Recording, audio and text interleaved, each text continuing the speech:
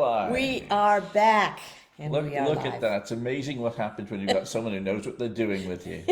See how well this is working now? That's And right. it's- Yeah, you just press that button and it goes. yeah. Yeah.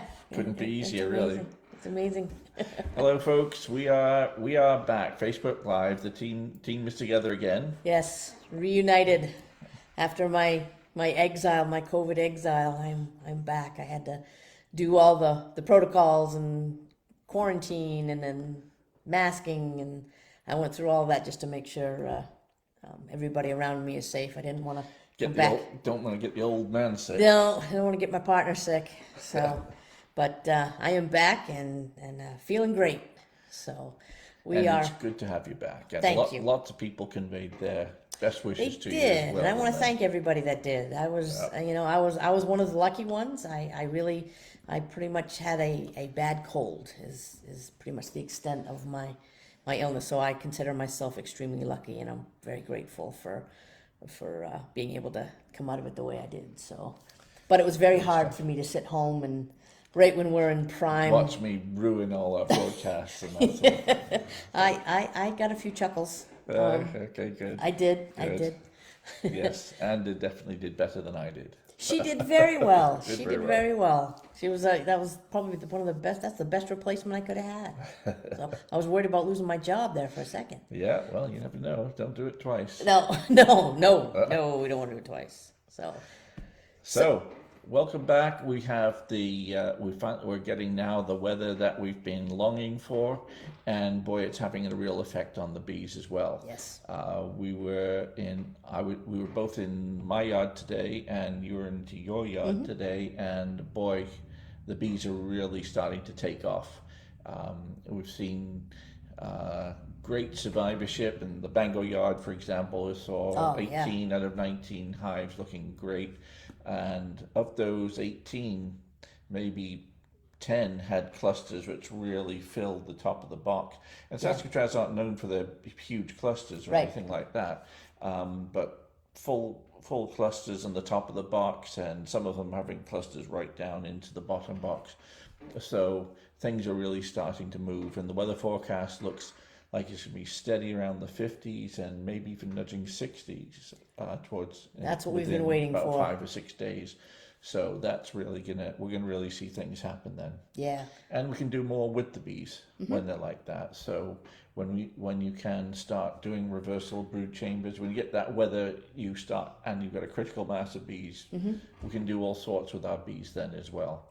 yeah. We had a great time in the yard today, and Peter had 2 apprentice assistants in the yard with us today, and it was so much fun to see people just getting started in this amazing hobby of ours, and how excited they were, and how just really focused in they were, and they listened and they helped, and they actually helped work the yard, and it was a lot of fun to see people starting off.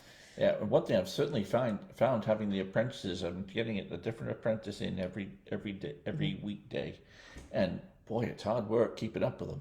I know. So, But it made quick work. It made for getting a lot done in the 3 days I've had apprentices working with us so far. Boy, we've got a lot done, and so I'm looking forward to really getting on with things this year. And as opposed to thinking last year maybe I should hold back and contract a little bit, I think, well, if we can go at this sort of pace, that then can continue to grow. Extra hands always help. I've my other yard that I have is in Orrington at my campground, and I've got some other people that have campsites with me, and when they come up and help me, I mean, it's just it makes me feel really good to see how excited they are to get into the hives, and when you tell them what's going on, they're just absolutely amazed. And I saw that today in the people that were helping. And just the folks today, the folks last week, this is still just their first day, so they're still learning the ropes, learning where things are and stuff, and so it's amazing because just looking at the help I had last year, when they know what they're doing already, boy, things really do move. So looking forward to seeing how things go. It should maybe free up a bit of time for us to shoot more videos and get some good quality stuff there, because we're doing a lot of extra stuff for Beekeeping 24/7 and things. So shot another video for that today, Yes. and that is we're looking forward to developing that. That should be very good. And on that note, Beekeeping 24/7 membership is open until tomorrow, end of the day tomorrow. So don't miss the opportunity to join us. We're having a great time with our members. We are. We've got a great group of people, and I mean, when we think back when we started this, it was what, early fall when we actually started working. We brainstormed the idea. I think it was in August, the summer, and in September we did our first video and said, "This is what we're going to do." Yeah. My cousin Rita Freecott, she's been, like I had said previously, she's been after me for a long time to do something like this, and so I finally really sat down with her and I'm like, you know what, that could work. And then you and I talked about it, and we're like, you know what, I think we got something here. Yeah. And it's really we're so excited because it has really taken off, and we've got a great group of people that are already members, and to watch them, not only are they communicating with us, but to watch them communicate with each other. That was the vision that we had, was to build this community of support and guidance and kindly, and friendly, and there's no stupid questions, and nobody's gonna, why did you ask that? None of that. And it's that we saw a real need for that, and I think that this has really filled that void. Yeah. And we've already had 2 or 3 of the folks that have joined stop by in the store and that sort of thing. So it's wonderful for us, some of the folks that can stop by, we can actually meet them. Mm-hmm. I'm sorry, a few that live quite a long way away that we may never meet them, but Texas, come on up. We're still feeling like we're getting to know you, which is really good. And appreciate the pictures and videos people are sending to us to learn about what you're doing, and that gives us the ammunition to give you the feedback that we're really looking to do. Because our members are really like developing and steering where this company is going. And I mean, over the last month and a half, we had our first recruitment of people coming in, and they are really guiding where we're going. I mean, we've got an overall plan, and we know the things that we're going to be covering, but in terms of, we don't know what the questions will be, and then the questions are what we're actively working on in terms of making new videos. So if we were responding both in terms of giving written answers and typing them out, but also making videos specially to emphasize and explain what's behind the decision making when you've got a question. Right. And it's always been, when people have approached me on wanting to become a beekeeper, I'm always like, take a class. So you have an idea of what this hobby entails and what you're getting into. But I would always say that, but I really didn't know where to send them for that. I know you taught some classes, but it was, only certain times. Well, with the Beekeeping 24/7, we have a full beekeeping class on our website that members can access at their leisure, and then whenever it's convenient for them, and that'll always be there. They can go back and reference it. That's right. That's invaluable. The class, it's great having a class where you're there, you can ask questions and that sort of thing right there and then, but then once it's over, it's over. Yeah. And so you don't have the chance to ask the question again unless you make the effort to get in touch. And with these being recorded, and the people are seeing it, checking it over again. You can see people are spending a lot of time going over some of the videos, and then we get some questions, and then we make a video to follow up the video. So it's working. The plan is working. It is. So, it is. We're really excited. We're really looking forward to seeing how people's results develop over the period of time as well, because that'll be very satisfying. It's because it's all been this buildup of, the summer, it's been winter, and spring's coming. Well, now spring's here, and now after today we were actually right into the hives, checking food stores, and now it's really, it's almost go time here for everybody who has bees or is getting their bees, and we've got a lot of exciting things planned. And it was just so good being out there. It was getting close to 60 degrees here in Maine, and for the first time this season, I took a cover off a hive and pulled it back to look what was happening in the lower box as well, without actually taking frames out. It's still a little early to do that, but we cracked it open, and not only was the cluster full in that top box, but the bottom box had loads of cluster in it too. And that's the sort of thing that really gives you the adrenaline starts pumping. Spring is really Yeah. here. Things are really starting. Or you to happen. do that first crack and you get this great big half basketball size of cluster of bees right there, and it's it was exciting, and it was really neat to see the reactions of also the other thing that gets you excited is you were just showing me the video that you took in your yard this afternoon, and about at least 4 species of pollen that they're bringing in. So and for those who don't know, once you start getting the flow of natural pollen into the hive, then things start to explode in growth. That's when things really start to take off. And whilst there's not a lot of pollen out there, there is some diversity out there, and the bees find it. I mean, I've seen 2 different types of flower that the bees can go on, but I know that there's at least 4 of them out there. Yeah. Just looking at the pollen coming into that one hive. Right. I had blue, I had bright yellow, I had a grayish color pollen. And I'm seeing lots of the grayish, and maybe that's pussy willow or something. I don't really know. But I see a lot of the grayish, a lot of the pale yellow.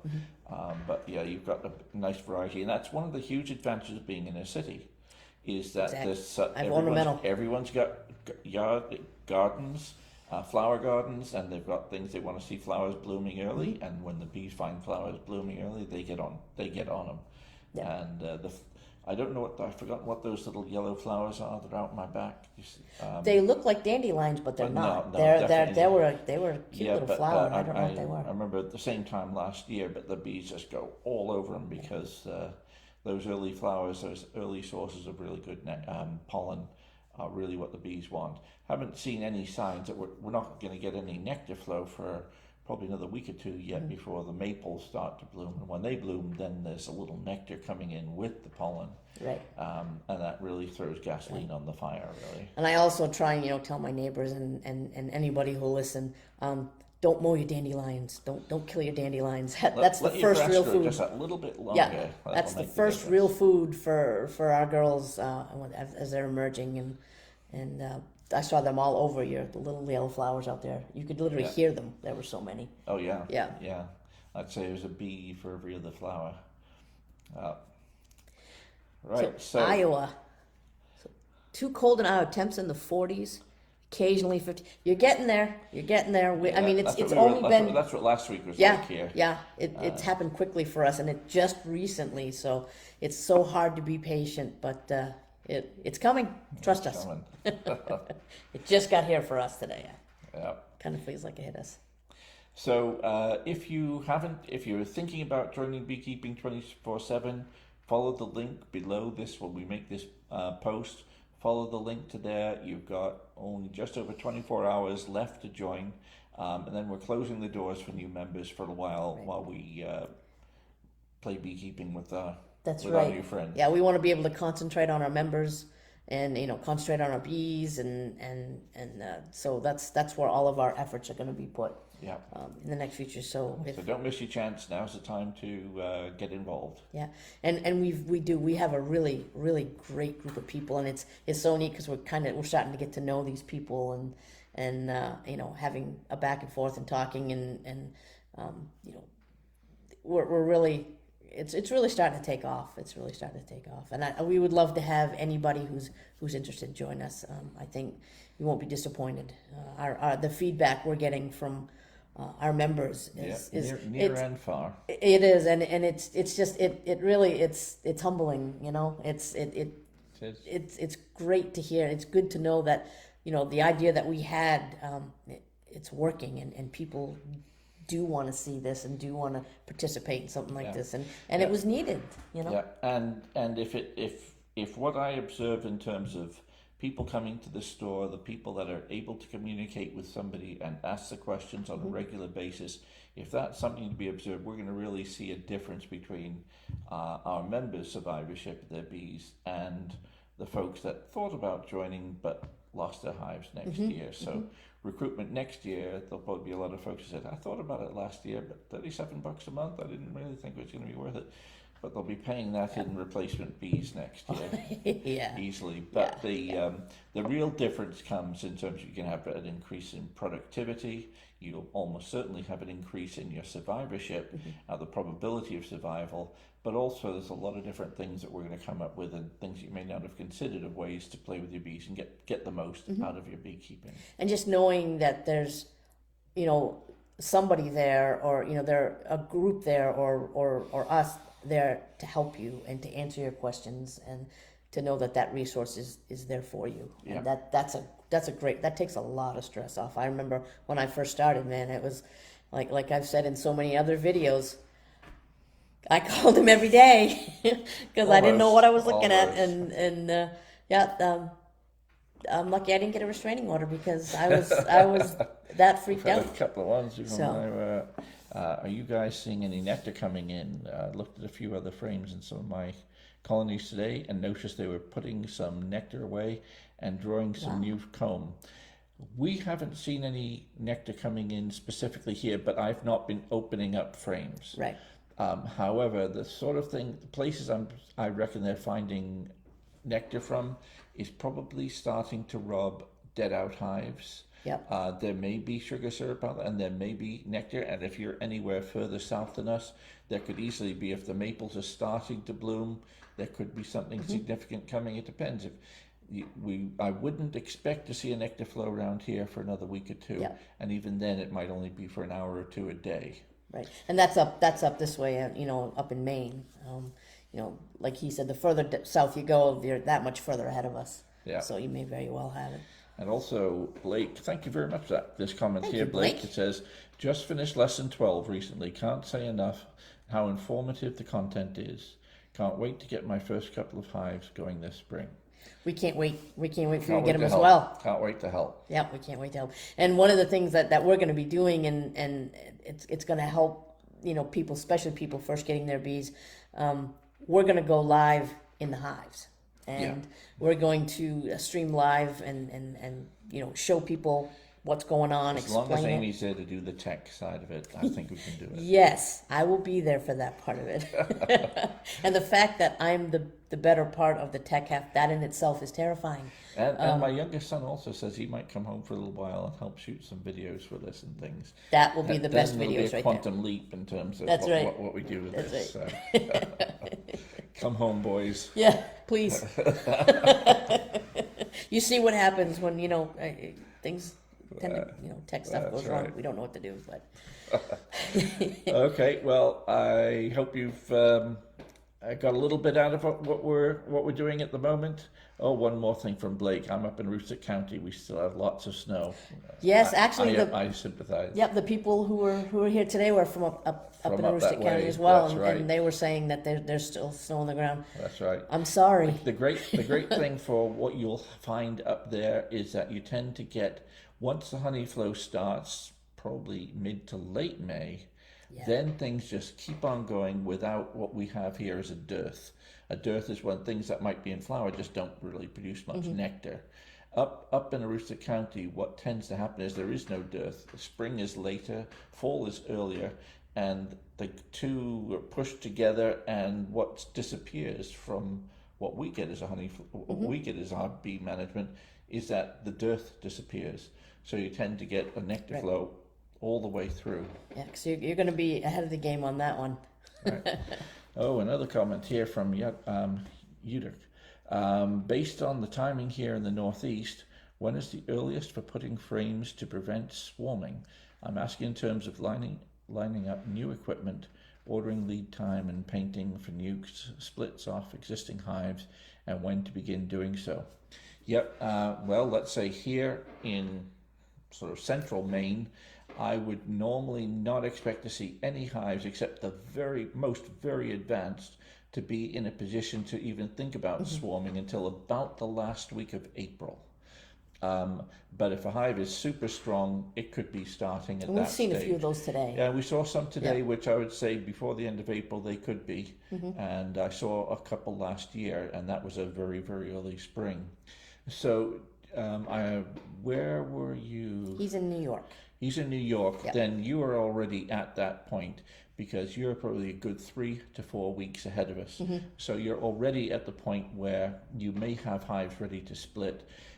Basically, I say that if you've got more than 6 frames of brood, even for up here, you're probably at the point where you can start looking at splitting. I would typically allow, if assuming you've got a 2 deep supers, I would typically allow for you to have a good deal of brood in both supers, which usually means you've got 8 to 10 frames of brood, maybe 12, and then do a roughly 50-50 split if you're just looking to split it to 2 hives, but don't split down to more than about 3 frames of brood plus 2 frames of food with bees. So remember, whenever you do a split, make sure you put way more bees in there than you think you need, because unless you can take them to a yard a couple of miles away, a lot of those field bees are going to fly back to your old hive, leaving you with a nuke which is underpopulated and can't keep that brood warm. Yeah. And you could end up with some chalk brood if some of that brood gets chilled. So always overdo putting the bees into your smaller splits, especially if you're doing that in the same yard. Okay. So if I remember correctly in the video that you posted, you've got a very nice yard there, by the way. Yeah, thank you for that video. That was a great video. And this is one of our members we're speaking with right now, and a great video. And he's really setting himself up very, very well in his yard. And good luck with the nukes. I mean, you've got those through the winter, so that in itself, that's a great accomplishment. So. And also let us know what your objective is, how many bee colonies that you would like to have, say, by midsummer. And that will give us some way of targeting and giving you a sort of like an action plan.